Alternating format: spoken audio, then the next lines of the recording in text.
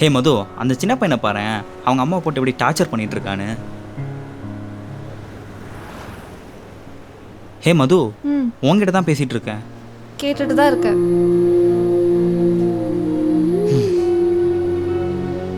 இன்னைக்கு எதாவது பிரச்சனை போல? பிரச்சனை தான். உன் மூஞ்சிலே தெரியுது. சரி என்னன்னு சொல்லு, கேட்போம். ஆஃபீஸில் பிரச்சனை, வீட்டில் பிரச்சனை, எல்லா சைடும் பிரச்சனை தான். இல்லை எனக்கு புரியல, எப்பவும் இதானே சொல்கிற? எப்பவும் இதான் நிக்கி.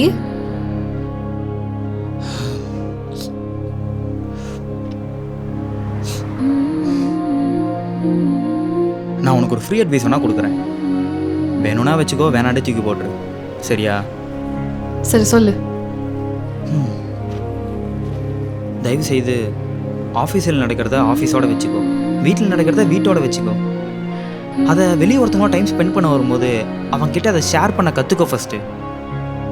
அதுக்குன்னு அதை நீ உன் மனசுக்குள்ளேயே வச்சுக்கிட்டு நீ அதையே நினச்சிக்கிட்டு இருந்தேன்னு வச்சுக்கேன், அது உனக்கு தான் ரொம்ப டஃப்பாக இருக்கும். உன்னால் நிம்மதியாக ஒரு வாழ்க்கை கூட வாழ முடியாது.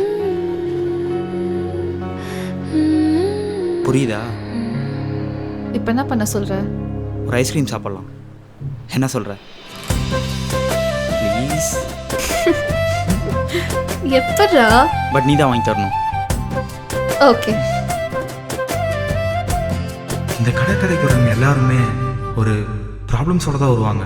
ஆனால் அவங்க திரும்ப போகும்போது அந்த ப்ராப்ளம்ஸ் எல்லாத்தையும் மறந்துட்டு தான் போவாங்க. ஏன்னா கடல் அலை சத்தமும் நம்ம சுவாசிக்கிற காற்றும் நம்மளை அதை மறக்க வச்சுருங்க. உங்களுக்கு பிடிச்சவங்களோட வந்தீங்கன்னா அவங்களோட ஒரு 10 நிமிஷம் பேசினீங்கன்னா நீங்கள் எல்லாத்தையுமே மறந்துடுவீங்க. எல்லா ப்ராப்ளமுக்கும் ஒரு சொல்யூஷன் இருக்கும். அது என்கிட்ட கேட்டிங்கன்னா நான் இந்த கடற்கரையை தான் சொல்யூஷனாக சொல்லுவேன்.